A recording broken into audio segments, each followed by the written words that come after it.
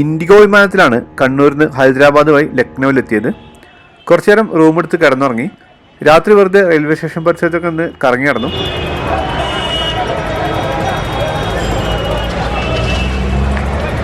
തേജസ് എക്സ്പ്രസിൻ്റെ platform ഏതാണെന്നും waiting ലിസ്റ്റിലുള്ള ticket confirm ആകാനുള്ള chance ഉണ്ടോ എന്നൊക്കെ അന്വേഷിച്ചു. രാവിലെ എണീക്കാൻ ഒരല്പം വൈകിട്ട് ഓടിക്കിതച്ചാണ് റെയിൽവേ സ്റ്റേഷനിലെത്തിയത്.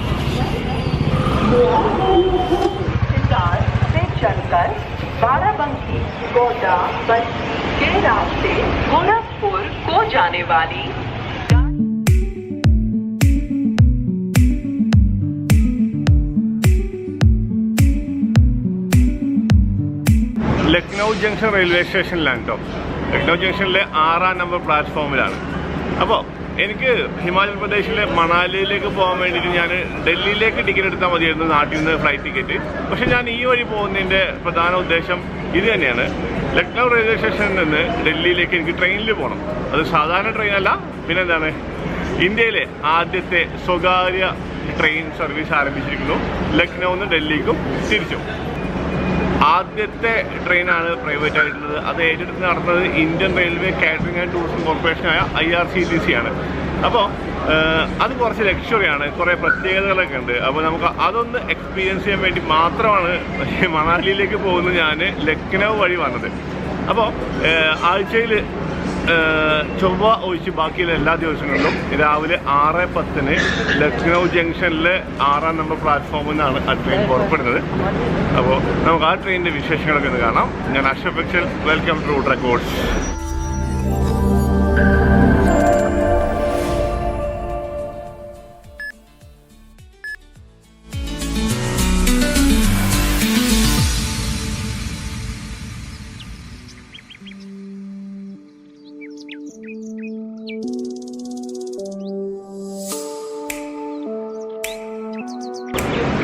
ഇപ്പോൾ ശരിക്കും സമയം രാവിലെ 5:40 6:10 ട്രെയിൻ ഇവിടുന്ന് എടുക്കുന്നത്.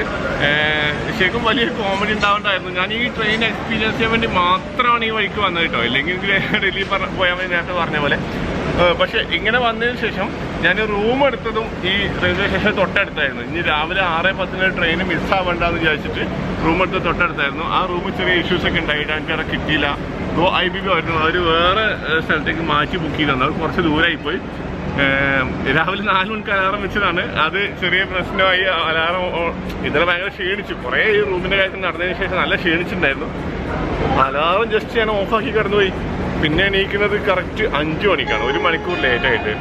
പിന്നെ 10 മിനിറ്റ് കൊണ്ട് കാര്യങ്ങളൊക്കെ കഴിച്ചിട്ട് ഓടി ഇങ്ങോട്ട് എത്തായിരുന്നു. ഇപ്പോൾ എന്തായാലും റിലാക്സ് ചെയ്യാൻ പറ്റിയ കുറച്ച് സമയം കിട്ടി. ഇനി ഏകദേശം ഇനി 1/2 മണിക്കൂറിൻ്റെ സമയമുണ്ട്. ട്രെയിൻ പുറപ്പെടാണ്, പ്രശ്നമൊന്നുമില്ല. എന്തായാലും ഈ എയർ ഹോസ്റ്റസ് ഉണ്ടാവില്ലേ ഫ്ലൈറ്റിലൊക്കെ, അതുപോലെ ഒരു ക്യാബിൻ ക്രൂസ് ഉണ്ട് ഈ ട്രെയിനിലെ എല്ലാ കമ്പാർട്ട്മെൻറ്റിലും. ഓരോ കമ്പാർട്ട്മെൻറ്റിലും 2 പേര് വെച്ച് വീതം ഈ യാത്രക്കാർക്ക് ഓരോ സർവീസസൊക്കെ എത്തിക്കാൻ വേണ്ടിയിട്ട് 2 പേര് വീതമുണ്ട്.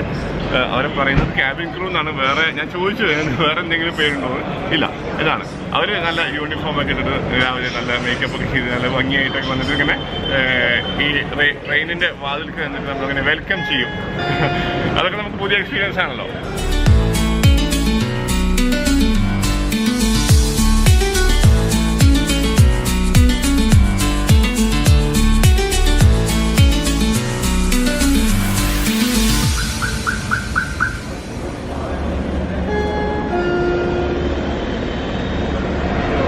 ഇത് കണ്ടോ, ഇത് ശരിക്കും റോഡാണ്. റോഡ് പബ്ലിക് റോഡല്ല, റെയിൽവേ സ്റ്റേഷൻ്റെ അകത്തിനുള്ള സ്പേസാണ്. പക്ഷേ ഇങ്ങോട്ട് വണ്ടി കയറ്റാൻ പറ്റും. ഇപ്പോൾ ഇവിടെ കണ്ടോ വണ്ടിയുടെ പാർക്ക് ചെയ്തുണ്ടോ, ഇതിനകത്തേക്ക് 60 രൂപ എടുത്തു കഴിഞ്ഞാൽ വണ്ടികൾക്ക് കയറ്റാൻ പറ്റും. ഈ വണ്ടി കയറ്റിട്ട് ശരിക്കും നമ്മൾ പ്ലാറ്റ്ഫോമിനോട് ചേർന്നിട്ടാണ്. നമുക്ക് ഈ ട്രെയിനിൽ പോകുമ്പോൾ വണ്ടി ശരിക്കും ഇവിടെ വരെ വരാൻ പറ്റും. കണ്ടോ, വണ്ടി പാർക്ക് ചെയ്ത് നേരെ പ്ലാറ്റ്ഫോമിലേക്ക് കയറാൻ പറ്റും. അത്ര അടുത്താണ്. അത് ഈ പ്ലാറ്റ്ഫോമിന് മാത്രമുള്ള സൗകര്യം എനിക്ക് തോന്നുന്നത്. അപ്പോൾ കണ്ടോ, ഇവിടെ വണ്ടികൾ കിടക്കുന്നുണ്ട്. തൊട്ടിപ്പത് ട്രെയിനും കാണാം. കണ്ടോ, ഇതാണ്. അപ്പോൾ 60 രൂപ കൊടുത്തു കഴിഞ്ഞാൽ വണ്ടി ഇവിടെ കൊണ്ടുവിടാൻ പറ്റും നേരെ. എനിക്ക് തോന്നുന്നു ഈ ട്രെയിനിന് വേണ്ടിയിട്ട് ഈ പ്ലാറ്റ്ഫോമും കുറച്ച് സൗന്ദര്യവൽക്കരണമൊക്കെ നടത്തിയിട്ടുള്ളത്. കുറച്ച് വൃത്തിയും വെടുപ്പും കാര്യങ്ങളൊക്കെ ഉണ്ട്. പ്രൈവറ്റ് ആകുമ്പോൾ അങ്ങനെയാണല്ലോ.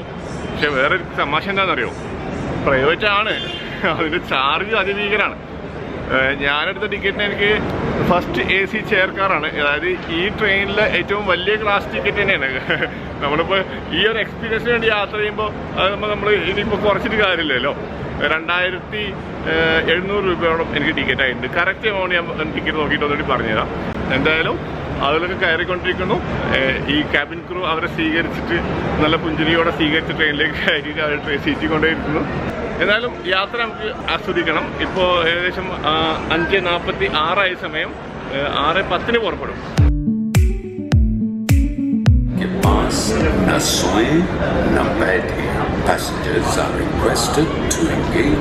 അനൗൺസ്മെന്റ് പോലും ഭയങ്കര വെറൈറ്റി ആണ് കേട്ടോ. അതായത് ഭയങ്കര ക്വാളിറ്റിയിൽ നല്ല പ്രൊഫഷണലി റെക്കോർഡ് ചെയ്തത് ആണ്. നമുക്ക് മനസ്സിലാവും അത്രയും നല്ല ക്വാളിറ്റി.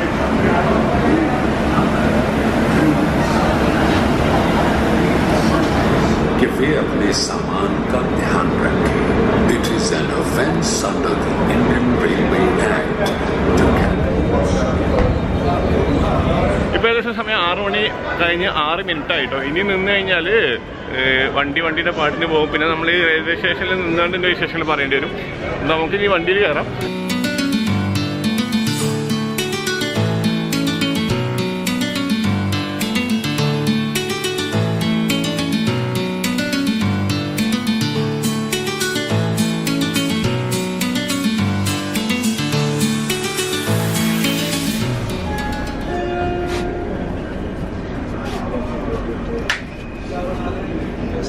Happy journey. कितनी भी टाइम से बताना.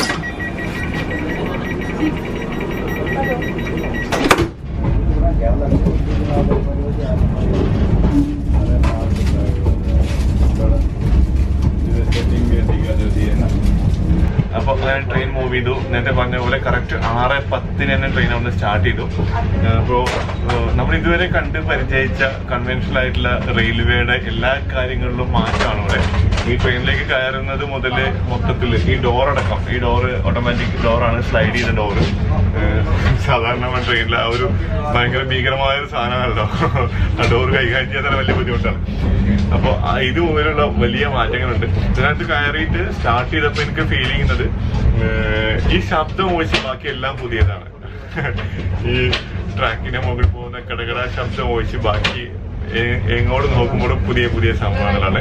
നമ്മൾ കയറി കഴിഞ്ഞ് കഴിഞ്ഞാൽ നമ്മളെ ഫ്ലൈറ്റിൽ എയർ ഹോസ്റ്റസിന് കുറച്ച് പണിയൊക്കെ ഉണ്ടാവില്ലേ, അവരിങ്ങനെ ആ ഭാഗത്ത് നിന്നൊക്കെ കുറെ കാര്യങ്ങൾ ചെയ്യുന്നുണ്ടാവില്ല. അതുപോലെ നമ്മുടെ ഈ ക്രൂ മെമ്പേഴ്സ് ഇവിടെ നിന്നിട്ട് ഓരോ കാര്യങ്ങളൊക്കെ ചെയ്യുന്നു.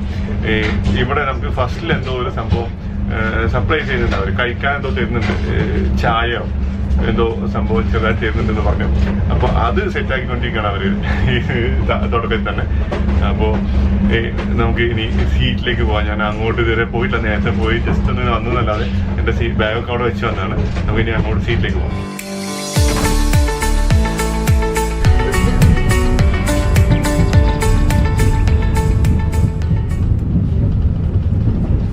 ആക്ച്വലി 53 നമ്മുടെ സീറ്റ്.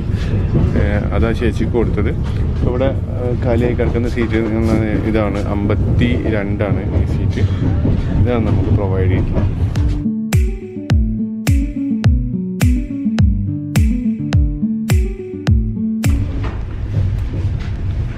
കംഫർട്ട് എന്ന് പറഞ്ഞു കഴിഞ്ഞാൽ ചുമ്മാ പൊക്കി പറയുന്നല്ല കേട്ടോ. കംഫർട്ടിൻ്റെ അങ്ങേ തലയാണ് ഈ സീറ്റ് ശരിക്കും. ഇപ്പോൾ ഞാനൊക്കെ ശരിക്കും അനുഭവിക്കുന്നൊരു പ്രശ്നമുണ്ട്. ഞാനെന്ന് പറഞ്ഞു കഴിഞ്ഞാൽ ഈ ഹൈറ്റ് കൂടുതലുള്ള ആൾക്കാർ അനുഭവിക്കുന്ന വലിയ പ്രശ്നമാണ്.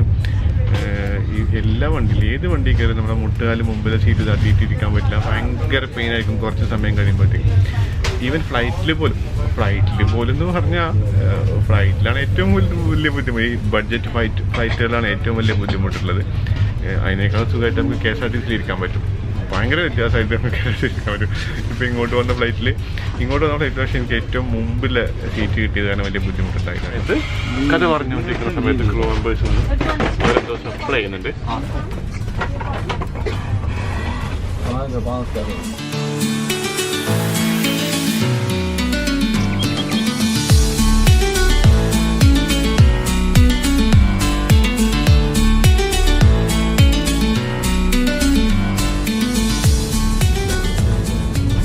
എല്ലാ കമ്പാർട്ട്മെൻറ്റിൻ്റെയും നടുവിൽ 2 സൈഡിലും ഇങ്ങനെ ടേബിൾസ് ഉണ്ട്. അത്യാവശ്യം എന്തെങ്കിലുമൊക്കെ വർക്കുകളൊക്കെ ട്രെയിനിനകത്ത് നിന്ന് തന്നെ ചെയ്യാൻ പറ്റും.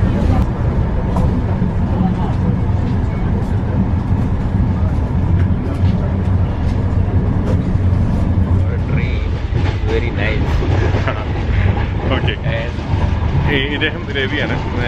ഇദ്ദേഹം ഒരു നെറ്റ്വർക്കിംഗ് ഫീൽഡിൽ ബിസിനസ് ചെയ്യുന്നു. അപ്പോൾ 2ാമത്തെ പ്രാവശ്യമാണ് ഈ ട്രെയിനിൽ യാത്ര ചെയ്യുന്നത്. അടിപൊളി എക്സ്പീരിയൻസ് ആണ് അദ്ദേഹം പറയുന്നത്. അപ്പോൾ ഈ ചായയും ബിസ്ക്കറ്റും ഒക്കെ സപ്ലൈ ചെയ്യുന്ന ടീംസ് പോയിട്ടോ. ഞാൻ ഷൂട്ട് ചെയ്യുന്ന സമയത്ത് അവർ പാസ് ചെയ്ത് പോയി. ഇനിയിപ്പോൾ എന്തായാലും തിരിച്ചു വരുമ്പോൾ എനിക്കുള്ള ചായ തരുമായിരിക്കും എന്ന് വിചാരിക്കുന്നു. നൈസ് എക്സ്പീരിയൻസ് ആണ്, അടിപൊളി. ഒരു തീവണ്ടിയിലാണ് നമ്മൾ യാത്ര ചെയ്യുന്നതെന്നുള്ള ഫീല് നമുക്ക് വരുന്നത്. ഈ ഒരു പ്രത്യേക താളത്തിലുള്ള ഒരു ഇളക്കവും പിന്നെ ഈ സൗണ്ടും അത് മാത്രമാണ്. നമ്മൾ സാധാരണ ട്രെയിനിൽ പോകുമ്പോൾ ഉണ്ടാകുന്ന ആ ഒരു ബാഡ് സ്മെല്ലോ അങ്ങനെയുള്ള പ്രശ്നങ്ങളോ ഒരു കുഴപ്പമില്ല. ഭയങ്കര നീറ്റ് ആൻഡ് ക്ലീനാണ്. അതൊക്കെ പിന്നെ പറയേണ്ട ആവശ്യമില്ല, ആയിരിക്കുന്നത് നമുക്ക് ഉറപ്പ് തന്നെയാണ്. ഒരു പ്രൈവറ്റ് സെക്ടറിൽ ഒരിക്കലും നമ്മുടെ സാധാരണ ട്രെയിൻ പോലത്തെ സർവീസ് ഒരിക്കലും മുന്നോട്ട് കൊണ്ടുപോകാൻ പറ്റില്ല. പിന്നെ ഇവരതിനനുസരിച്ചുള്ള ചാർജും ചെയ്യുന്നുണ്ടല്ലോ. Tea or coffee? ടീ. അതുണ്ടോ, എലഞ്ചിൻ്റെ ജിഞ്ചറുണ്ട്. എനിക്ക് ജിഞ്ചർ, ഏലക്കായിട്ട് ചായ ഉണ്ട്, ഇഞ്ചി ഇട്ട ചായ ഉണ്ട് എന്നാണ് പറഞ്ഞത്. പിന്നെ കോഫി ഉണ്ട്. അപ്പോൾ നമുക്ക് ഇഞ്ചി ചായ കുടിക്കാം. എപ്പടി ഉണ്ടാവും നോക്കാം. Okay, thank you.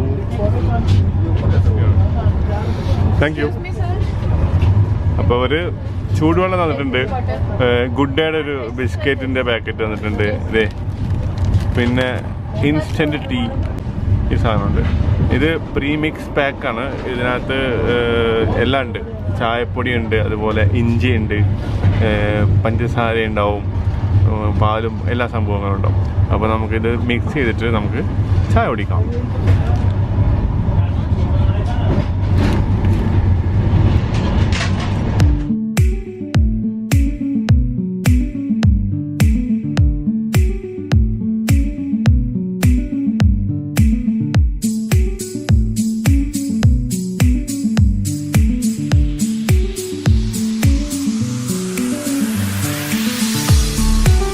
അപ്പോൾ നമ്മളിതിൻ്റെ കംഫർട്ടിനെ കുറിച്ച് നേരത്തെ പറഞ്ഞുകൊണ്ട് വന്നത്. അപ്പോഴാണ് പിന്നെ വേറെ ചില കാര്യങ്ങളിലേക്ക് ഇപ്പോൾ പോയത്. അപ്പോൾ നല്ല അടിപൊളി സീറ്റാണ്. ഒരു സൈഡിൽ 2 പേർക്ക് വീതം അങ്ങനെയുള്ള റോകളാണ്. അതായത് 3 വെച്ചിട്ട് തിക്കി തിരക്കുന്ന രീതിയിൽ ചെയ്തിട്ടില്ല. പിന്നെ സീറ്റിൻ്റെ നേരത്തെ പറഞ്ഞ പോലെ ലെഗ് റൂം തന്നെ ഉണ്ടോ എടുത്തു പറയാനുള്ള കാര്യം. ഇപ്പോൾ ഞാൻ 6 അടിയും ഒരു ഇത്തിരിയും കൂടി ഉണ്ട്. അപ്പോൾ എനിക്കിവിടെ വളരെ കംഫർട്ടായിട്ട് കാലിൽ സുഖമായിട്ട് വെച്ചിരിക്കാൻ പറ്റും. അതിന് പുറമെ നമ്മുടെ കാലിനൊരു കംഫർട്ട് കിട്ടാൻ വേണ്ടിയിട്ട് ഇങ്ങനെ ഒരു സംഭവം കൂടിയുണ്ട്. ഇവിടെ ലിവർ ഉണ്ട്. അതിങ്ങനെ ആക്കി കഴിഞ്ഞാൽ ഇങ്ങനെ കാലിങ്ങനെ പൊങ്ങിച്ച് നല്ല ഒരു കുഷ്യൻ നമുക്ക് താഴെ നിന്ന് ഇങ്ങനെ പൊങ്ങി വരും. അത് നല്ല കംഫർട്ടാണ്, കറക്റ്റാണ്. എനിക്ക് കറക്റ്റാണ് ഇരിക്കാൻ. പിന്നെ പുഷ് ബാക്ക് സീറ്റാണ്. ഇതിങ്ങനെ ലിവർ പിടിച്ചിട്ട് നമ്മളിങ്ങനെ ബാക്കിലേക്ക് ആക്കിയിട്ട് സുഖമായിട്ട് കിടന്ന് ഉറങ്ങിപ്പോകാൻ പറ്റും. അതുപോലെ നമ്മുടെ ഫ്ലൈറ്റിലൊക്കെ ഉണ്ടാകുന്ന പോലെ മുന്നത്തെ സീറ്റിൽ നിന്നൊരു ട്രേ ഇങ്ങനെ നമുക്ക് നിർത്തി വെക്കാം, ഭക്ഷണം കഴിക്കാൻ വേണ്ടിയിട്ട് ആ സാധനമുണ്ട്. വാട്ടർ ബോട്ടിലൊക്കെ വെക്കാനുള്ള സംവിധാനമുണ്ട്. എല്ലാം കുറച്ച് എന്താ പറയുക, ഹാർഡാണ് കേട്ടോ. അപ്പോൾ ഫ്ലൈറ്റിലൊക്കെ ആ സാധനം നല്ല ഭംഗിയിൽ ഡിസൈൻ ചെയ്തൊക്കെ ആയിരിക്കും. പക്ഷെ തീവണ്ടിയുടെ ഒരു പ്രത്യേകത ഉണ്ടല്ലോ, ഒക്കെ കുറച്ച് കട്ടിയും കനമൊക്കെ ഉള്ളതായിരിക്കുമല്ലോ. അതുപോലെയാണ് ഈ ട്രേ എല്ലാം നല്ല ഒരു മെറ്റാലിക്കാണ്. പക്ഷെ അങ്ങനെയുള്ള സംഭവങ്ങളൊക്കെ ഉണ്ട്. അടിപൊളിയാണ്. കംഫർട്ട് ലെവല് സൂപ്പറാണ്. ഞാൻ നേരത്തെ പറഞ്ഞ പോലെ ഈ ഒരു ശബ്ദവും ഈ ഒരു ചെറിയ ഇളക്കവും ഒഴിച്ച് ബാക്കിയൊന്നും നമ്മൾ സാധാരണ ട്രെയിനിൽ നിന്നുള്ള എക്സ്പീരിയൻസ് അല്ല. ഈ ബെർത്ത് കണ്ടോ, നമ്മൾ ലഗേജ് വെക്കാനുള്ള ബെർത്ത് ഉണ്ട്. അതും തന്നെ നേരത്തെ പറഞ്ഞ പോലെ നല്ല കട്ടിയും കനമൊക്കെ ഉള്ള ഇരുമ്പോണ്ട് ഉണ്ടാക്കിയതാണെങ്കിൽ പോലും അതിനകത്തും ഈ റീഡിങ് ലൈറ്റും സംവിധാനങ്ങളൊക്കെ ഉണ്ട്. ഗ്ലാസ്സാണ് അതിൻ്റെ അടിഭാഗം. പിന്നെ ഈ ചാർജിങ് പോർട്ട്, എല്ലാ സീറ്റിലും ചാർജിങ് പോർട്ട് ഉണ്ട്. അതിപ്പോൾ വലിയ പുതുമയൊന്നുമില്ല, എല്ലാ ട്രെയിനിലും ഉള്ളത് തന്നെയാണ്. മൊത്തത്തിൽ നല്ല രസമുണ്ട്. ഇടയ്ക്കിടയ്ക്ക് ഈ ഹൗസ് കീപ്പിംഗ് സ്റ്റാഫ് വന്നിട്ട് ഫ്ലോർ ക്ലീൻ ചെയ്യുന്നുണ്ട്. ഞാനിപ്പോൾ ഈ 1 മണിക്കൂർ ആയിട്ടില്ല, അതിൻ്റെ ഇടയ്ക്ക് 2ാമത്തെ പ്രാവശ്യമാണ് ഇപ്പോൾ ഇദ്ദേഹം വന്നിട്ട് ഫ്ലോർ ക്ലീൻ ചെയ്യുന്നത്. കാൺപൂർ സ്റ്റേഷനിൽ എത്താനായിട്ടുണ്ട്. അപ്പോൾ അതിന് തൊട്ട് മുമ്പാണ് ഗംഗാ നദിക്ക് കുറുകെയുള്ള പാലത്തിൽ കൂടിയാണ് ഇപ്പോൾ കടന്നു പോകുന്നത്.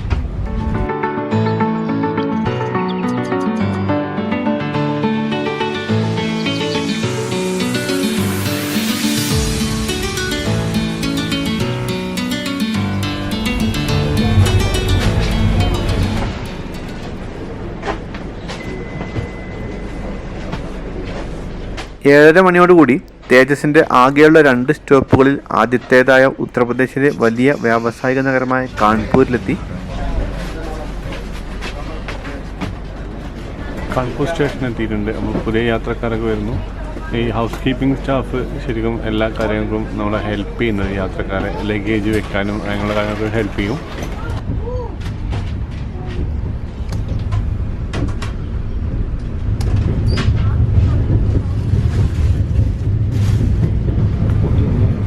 ഇദ്ദേഹം ട്രെയിൻ ക്യാപ്റ്റനാണ്. ഇദ്ദേഹം ടിക്കറ്റ് ചെക്ക് ചെയ്യാൻ വേണ്ടിയിട്ട് വരുന്നത്.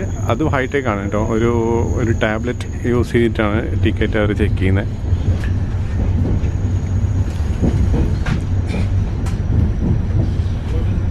ട്രെയിൻ ക്യാപ്റ്റൻ കൊള്ളാല്ലേ.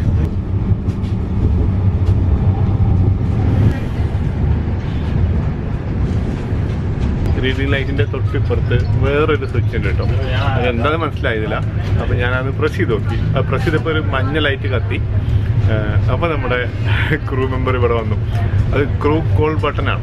നമ്മൾ അതിനകത്തൊന്ന് പ്രസ് ചെയ്ത് കഴിഞ്ഞാൽ ആ ക്രൂസ് നിൽക്കുന്ന ആ ഭാഗത്ത്, ആ പെൺകുട്ടികൾ നിൽക്കുന്ന ഭാഗത്ത് അവിടെ ഒരു ഡിസ്പ്ലേയിൽ കാണിക്കും ഒരാൾ വിളിക്കുന്നുണ്ടെന്ന്, ഒരു അലാറം അടിക്കും. അപ്പോൾ അവർ ഇങ്ങനെ നോക്കും. അപ്പോൾ ആരാണോ പ്രസ് ചെയ്ത് ആ ഭാഗത്ത് ലൈറ്റ് കത്തി കിടക്കുന്നുണ്ടാവും. അപ്പോൾ അവർ വരും, എന്താണ് വേണ്ടത്. സർവീസ് അതാണ് പ്രീമിയം ക്വാളിറ്റി സർവീസ്. നമുക്ക് എന്തെങ്കിലും വെള്ളം വേണമെങ്കിലോ എന്തെങ്കിലും ഹെൽപ്പ് വേണമെങ്കിലൊക്കെ ആ ക്രൂ കോൾ ബട്ടൺ യൂസ് ചെയ്യാം. അടിപൊളി.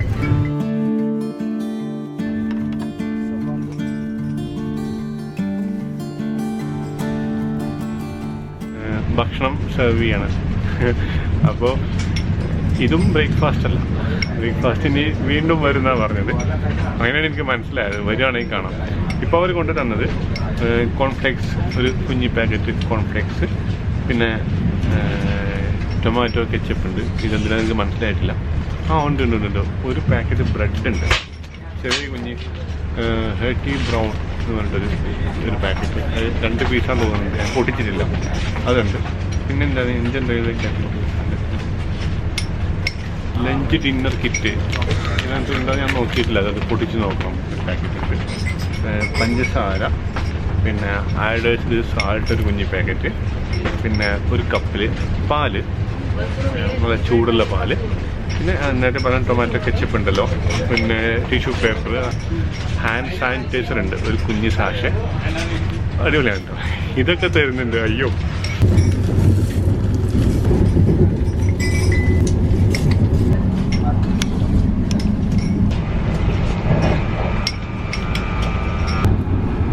ഇതിനകത്ത് 1 സ്പൂണ്, ഒരു ഫോർക്ക്, ഒരു നൈഫ്, പിന്നെ ഒരു മൗത്ത് ഫ്രഷ്നർ ആണ്. ഹൈജീനിക്കലി പാക്ക്ഡ് ഫോർ യുവർ സേഫ്റ്റി. അടിപൊളിയാണ്. എല്ലാത്തിനും ആ ഒരു പ്രൊഫഷണൽ ടച്ച് ഉണ്ട് കേട്ടോ. അത് പറയാതിരിക്കാൻ പറ്റില്ല. ഈ വിൻഡോയിൽ വ്യത്യസ്തമായിട്ട് ഈ വിൻഡോയിൽ കർട്ടൻ കണ്ടോ? ഇങ്ങനെയുള്ള കർട്ടൻ ഉണ്ട്. ഇങ്ങനെ ഫ്ലീറ്റ് ആയിട്ടുള്ള കർട്ടൻസ് കണ്ടിട്ടില്ലേ? ആ സാധനമാണ്. മോട്ടോറൈസ്ഡ് ആണ്. നമുക്ക് ഇത് ഒരു സ്വിച്ച് വെച്ചിട്ട് കൺട്രോൾ ചെയ്യാൻ പറ്റും. ഇവിടെ അതിൻ്റെ സ്വിച്ച് ഉണ്ട്.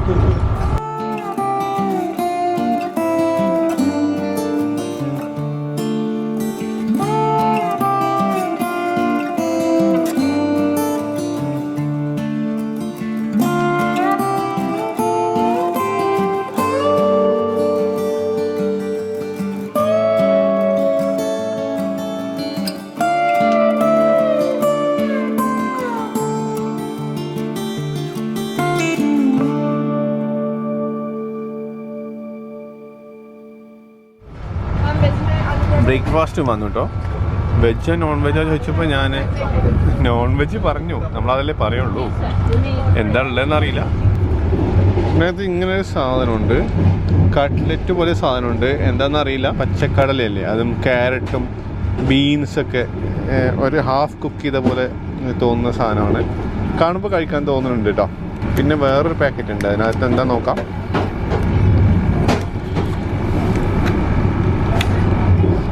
അത് കൊള്ളാം, പൊളിച്ച പരിപാടി. ഇതാണ് ഇവർ നോൺ വെജ് എന്ന് ഉദ്ദേശിച്ചത്. ഇനി ഈ പറഞ്ഞ സാധനത്തിൽ എന്തെങ്കിലും നോൺ വെജ് ഉണ്ടോ എന്ന് അറിയില്ല.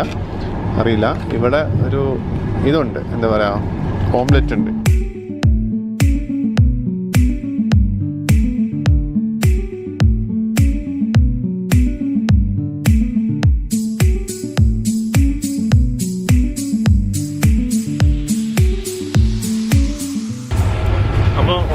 കുറച്ച് കഴിഞ്ഞപ്പോഴാണ് ഈ സാധനം കൊണ്ടു തന്നത് കേട്ടോ.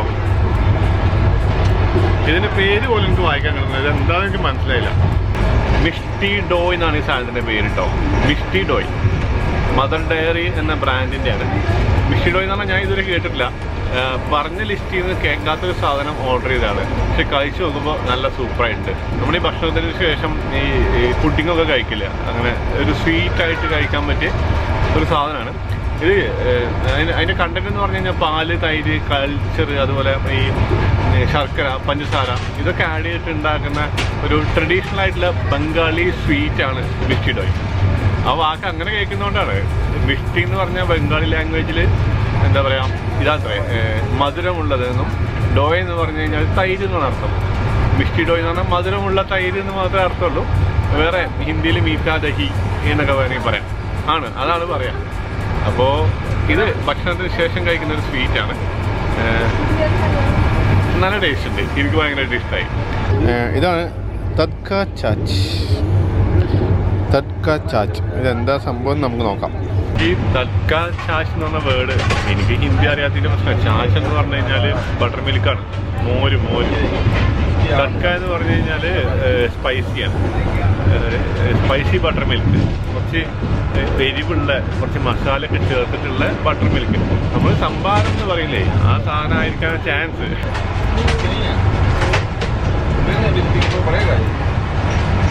സംഭാരം തന്നെയാണ്.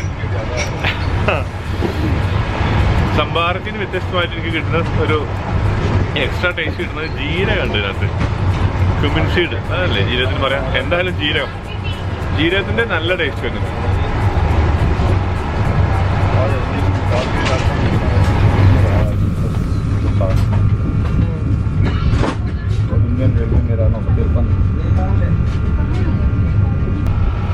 പിന്നെ ഇതിനകത്തുള്ള വേറൊരു സംവിധാനമാണ് മാജിക് ബോക്സ് എന്ന് പറയും.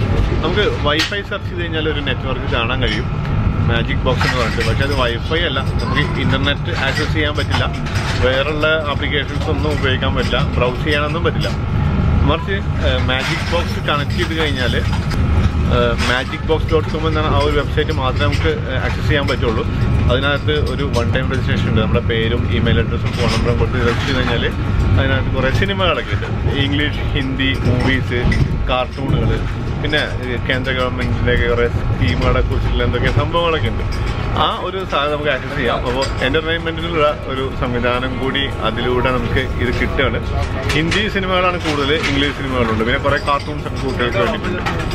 അപ്പോൾ അതാണ് മാജിക് ബോക്സ് എന്ന വൈഫൈ വഴി കണക്ട് ചെയ്യാവുന്ന ആ ഒരു സംവിധാനം.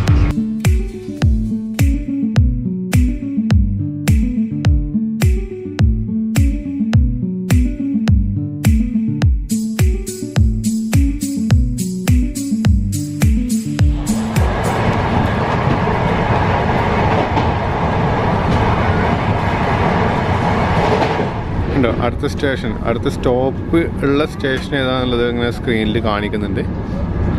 രണ്ട് സ്റ്റോപ്പ് മാത്രമേ ഉള്ളൂ. കാൺപൂറും പിന്നെ ഗാസിയാബാദും മാത്രമേ സ്റ്റോപ്പുള്ളൂ ഈ വണ്ടിക്ക്.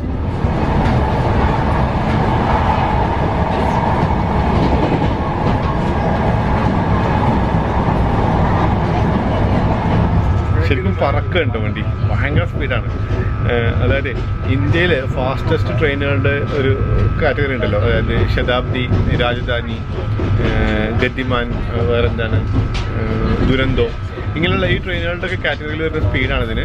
ഇത് ആവറേജ് സ്പീഡ് 130 km/h ആണ് കേട്ടോ. അത് മാക്സിമം 180 വരെ ആവാം.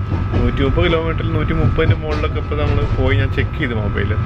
അപ്പോൾ ആ സമയത്ത് ഭയങ്കര ഫീലാണ്, നല്ല സ്പീഡിൽ പോകുമ്പോൾ ഭയങ്കര രസമല്ലേ. 2016 ബഡ്ജറ്റിലെ ഒരു വാഗ്ദാനമായിരുന്നു തേജസ്. അത് 2017 തന്നെ അത് സ്റ്റാർട്ട് ചെയ്തു. വേറെയും കുറേ സർവീസസ് ഉണ്ട് തേജസിൻ്റെ, പക്ഷേ ഈ സർവീസ് മാത്രം പ്രൈവറ്റ് ആണെന്ന് മാത്രം. ഇതിനകത്ത് കുറേ ഫെസിലിറ്റീസൊക്കെ വ്യത്യാസമുണ്ട്.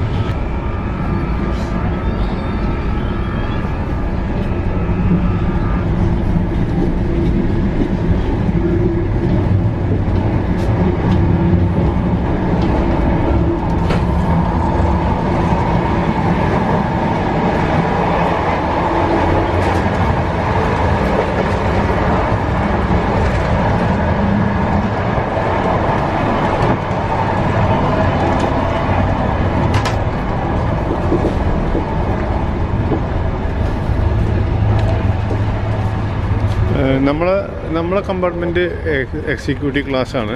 ഇത് നോർമൽ ചെയർ കാറാണ്. ഇതിനകത്ത് സീറ്റിങ്ങിലൊക്കെ ചെറിയ വ്യത്യാസങ്ങളുണ്ട്. സീറ്റിങ്ങിൻ്റെ കാര്യത്തിലാണെങ്കിലും നമ്മളെ കാലിന് എക്സ്ട്രാ കിട്ടുന്ന സപ്പോർട്ടില്ലേ, അതൊന്നും ഇവിടെ ഇല്ല. ഇങ്ങനെയുള്ള ചെയർ കാർ എന്ന് പറയുന്ന 12 കമ്പാർട്ട്മെൻറ്റും എക്സിക്യൂട്ടീവ് ക്ലാസ് എന്ന് പറയുന്ന 2 കമ്പാർട്ട്മെൻറ്റുമാണ് ഇതിനകത്തുള്ളത് ടോട്ടൽ.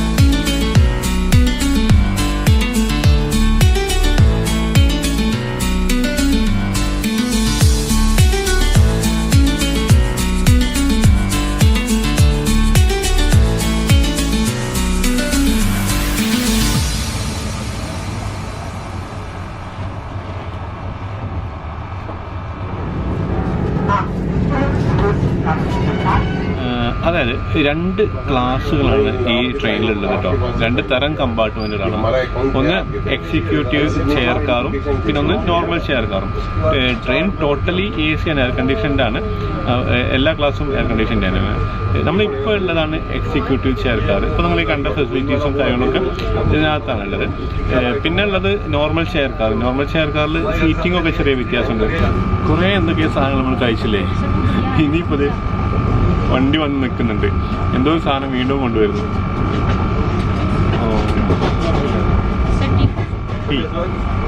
ഓക്കെ ചായ, ഏലക്കായൻ്റെ ചായ ഉണ്ട്. അതിൻ്റെ കൂടെ ഇനി വേറെ എന്താ കഴിക്കാന്നറിയാം, കഴിപ്പിച്ച് കൊല്ലും ഒരു മൊഫിൽസ്, ബ്രിട്ടാനിയയുടെ മൊഫിൽസ് ഉണ്ട്. ആ മറ്റേ സാധനമല്ലേ, ഒരു കേക്കില്ലേ എന്തോ ഫില്ല് ചെയ്തിട്ടുള്ള കേക്ക്, ആ സാധനമാണ്. പിന്നെ ചട്പട്ട ദാൽ, നമ്മുടെ പച്ചക്കടലിൻ്റെ പരിപ്പ് വറുത്തതാണെന്ന് തോന്നുന്നത്. ചട്പട്ട ഇല്ല, ഇത് ചായൻ്റെ സാധനം തന്നെയാണ്. ഇത് തന്നെ 2 ചെറിയ കഴിക്കാനുള്ള സാധനം, ഒരു ചായ. ദിസ് ഈസ് ദ ലാസ്റ്റ് ഇതോടെ അവസാനിച്ചു എന്നാണ് പറയുന്നത്. ഇനി കഴിക്കാനൊന്നും തരില്ല.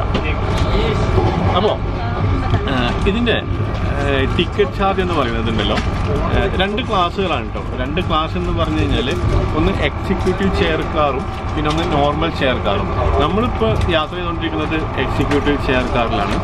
ഇതിന് പ്രൈസിങ് എന്ന് പറയുന്നത്, ടിക്കറ്റ് ചാർജ് എന്ന് പറയുന്നത് 1280 രൂപയാണ് നോർമൽ ചെയർ കാറിന്, 2450 രൂപയാണ് മറ്റേ ഇതിന് എന്താ പറയുക എക്സിക്യൂട്ടീവ് ചെയർ കാറിന്. ഇത് ഡൈനാമിക് പ്രൈസിംഗ് ആണ്. ചാർജ് വ്യത്യാസം വരും. 4325 രൂപ വരെയൊക്കെ വരും ചിലപ്പോൾ ഈ എക്സിക്യൂട്ടീവ് ചെയർ കാറിന്. എനിക്കായത് 2680 രൂപയാണ് ഞാൻ ടിക്കറ്റ് എടുത്തപ്പോൾ എനിക്ക് ചാർജ് ആയത്. പിന്നെ ഇത് നോർമൽ ഏജൻറ്റുമാർക്ക് ഇത് ബുക്ക് ചെയ്യാനുള്ള സംവിധാനം ഇല്ല. ഓൺലൈനായിട്ടാണ് ഇത് ബുക്ക് ചെയ്യേണ്ടത്. പിന്നെ ഈ 15 ദിവസം മുമ്പ്, യാത്ര ചെയ്യുന്നതിൻ്റെ 15 ദിവസം മുമ്പ് വരെ നമുക്ക് ഈ ടിക്കറ്റ് ബുക്ക് ചെയ്യാൻ പറ്റും. ഇങ്ങനെ വേറൊരു പ്രധാനപ്പെട്ട പ്രത്യേകത ഉണ്ട് ഇതിനകത്ത്. എന്താ പറഞ്ഞു കഴിഞ്ഞാൽ, എന്താണെന്ന് വെച്ചാൽ വണ്ടി വൈകിക്കഴിഞ്ഞാൽ യാത്രക്കാർക്ക് നഷ്ടപരിഹാരം കിട്ടും. 1 മണിക്കൂർ പറഞ്ഞ സമയത്ത് നിന്ന് 1 മണിക്കൂറിൽ കൂടുതൽ വണ്ടി അവിടെ എത്താൻ വൈകിയാൽ 100 രൂപ യാത്രക്കാർക്ക് നഷ്ടപരിഹാരമായിട്ട് കിട്ടും. 2 മണിക്കൂറിൽ കൂടുതൽ വൈകി കഴിഞ്ഞാൽ 250 രൂപ നഷ്ടപരിഹാരമായിട്ട് കിട്ടും. ഇത് 100ഉം 250 ഒന്നും നഷ്ടപരിഹാരം കൊടുക്കുക എന്നുള്ള ഒരു രീതിക്കുള്ളതല്ല. ഇവർ വാഗ്ദാനം ചെയ്യുന്ന ആ ഒരു എന്താ പറയുക പങ്ക്ച്വാലിറ്റി, അത് കീപ്പ് ചെയ്യുന്നതിനും ഉറപ്പ് പറയാൻ വേണ്ടിയിട്ടുള്ളൊരു സംവിധാനമാണിത്. അത് കൊടുക്കുകയും ചെയ്യും കേട്ടോ. വൈകി കഴിഞ്ഞാൽ ആ പൈസ കൊടുക്കുകയും ചെയ്യും. അപ്പം പങ്ക്ച്വലാണ്. ഇതുവരെ ഈ ട്രെയിൻ അങ്ങനെ സംഭവിക്കാറില്ല എന്നാണ് പറഞ്ഞു കേട്ടത്. കറക്റ്റ് ടൈമിന് എത്താറുണ്ട്. വളരെ ഫാസ്റ്റായിട്ട് ഈ റൂട്ടിൽ ഏറ്റവും സ്പീഡിൽ ഓടുന്ന, ഏറ്റവും ഫാസ്റ്റായിട്ട് എത്തുന്ന സർവീസും ഇത് തന്നെയാണ്.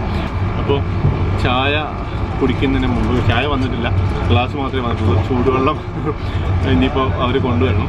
അതിന് മുമ്പ് നമുക്ക് ഇതിനകത്ത് കാണാത്ത സംഭവമുണ്ട്. ഇതിൽ ടോയ്ലറ്റ് നമ്മൾ കണ്ടിട്ടില്ല, അതൊന്ന് പോയി കാണാം.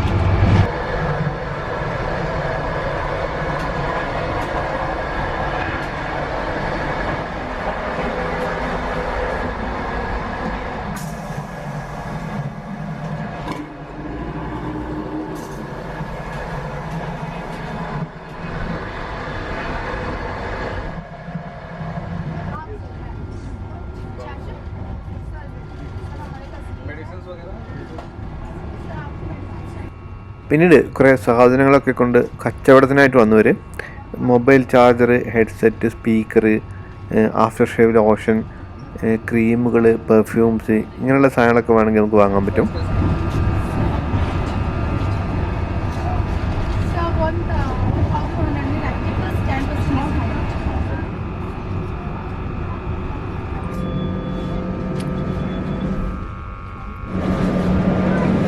പതിനൊന്നേ മുക്കാലോടുകൂടി രണ്ടാമത്തെയും അവസാനത്തെയും സ്റ്റോപ്പായിട്ടുള്ള ഗാസിയാബാദ് എത്തി. ആളുകൾ ഇറങ്ങും കയറുകയൊക്കെ ചെയ്തതിന് ശേഷം അവിടുന്ന് പുറപ്പെട്ടു.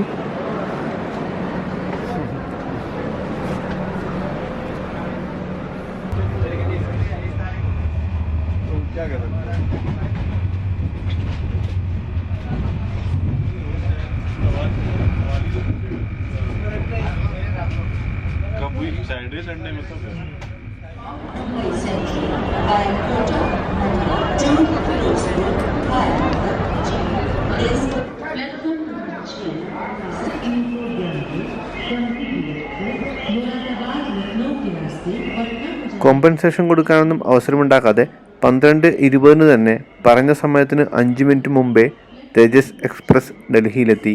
അപ്പോൾ അത്രയാണ് തേജസ് എക്സ്പ്രസിൻ്റെ വിശേഷങ്ങൾ കേട്ടോ.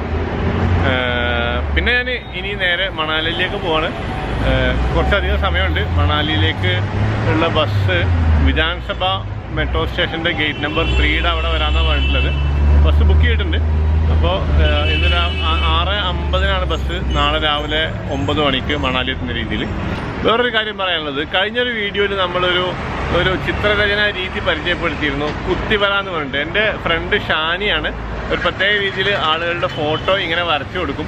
കുത്തി വരഞ്ഞ പോലെ ഉണ്ടാവും. എനിക്ക് നല്ല ഇഷ്ടമായ സാധനം. അപ്പോൾ കഴിഞ്ഞൊരു വീഡിയോ നമ്മളത് ആൾക്കാർക്ക് ഇൻട്രൊഡ്യൂസ് ചെയ്ത് കൊടുത്തിരുന്നു. കുറേ പേര് അതിന് ഓർഡർ തന്നു. അപ്പോൾ ഓർഡർ തന്നവർക്കൊക്കെ നമ്മളത് ചെയ്തിട്ട് കൊറിയറിൽ അയച്ചു കൊടുത്തിട്ടുണ്ട്. എല്ലാവർക്കും ഒരുപാട് താങ്ക്സ്. അപ്പോൾ ഇപ്രാവശ്യം ഞാൻ പറയുന്നത്, വീണ്ടും അന്ന് വീഡിയോ കാണാത്തവരോ അത് അറിയാത്തവരോ ഉണ്ടെങ്കിൽ നിങ്ങൾക്ക് നിങ്ങളെ ചിത്രം ഇങ്ങനെ വരച്ചു തരും. ഒരു ഫോട്ടോ, ഒരു ഫേസ് ഇതേ രീതിയിൽ വരച്ചിട്ട് 12x18 സൈസിൽ ഫ്രെയിം ചെയ്തിട്ട് നിങ്ങളുടെ അഡ്രസ്സിൽ കൊറിയറായിട്ട് അയക്കാനുള്ള ടോട്ടൽ ചാർജ് എന്ന് പറയുന്നത് 1900 രൂപയാണ്. എക്സ്ട്രാ ഫേസ് വരുന്നുണ്ടെങ്കിൽ ചാർജ് വ്യത്യാസം വരും. അപ്പോൾ നിങ്ങളുടെ ഫോട്ടോ ഇങ്ങനെ വരയ്ക്കണമെങ്കിലോ നിങ്ങളുടെ പ്രിയപ്പെട്ടവരുടെ ഫോട്ടോ അവരുടെ എന്തെങ്കിലും വിശേഷ ദിവസം ഉണ്ടാകുമ്പോൾ ഗിഫ്റ്റായിട്ട് കൊടുക്കണമെങ്കിലൊക്കെ ഞങ്ങളുടെ ഈ സ്ക്രീനിൽ കാണുന്ന വാട്സാപ്പ് നമ്പറിൽ ബന്ധപ്പെടുക. കൂടുതൽ വിവരങ്ങൾ അറിയാനും അതുപോലെ ചിത്രങ്ങൾ ഓർഡർ ചെയ്യാനും നിങ്ങൾക്ക് ഈ നമ്പറിൽ ബന്ധപ്പെടാം. ഇതേ നമ്പറും ഡീറ്റെയിൽസും ഡിസ്ക്രിപ്ഷനിലും കൊടുത്തിട്ടുണ്ട്. അപ്പോൾ ഇനി നമ്മൾ നേരെ മണാലിയിലേക്ക് പോവാണ്. അടുത്ത വീഡിയോയിൽ വീണ്ടും കാണാം. ബൈ.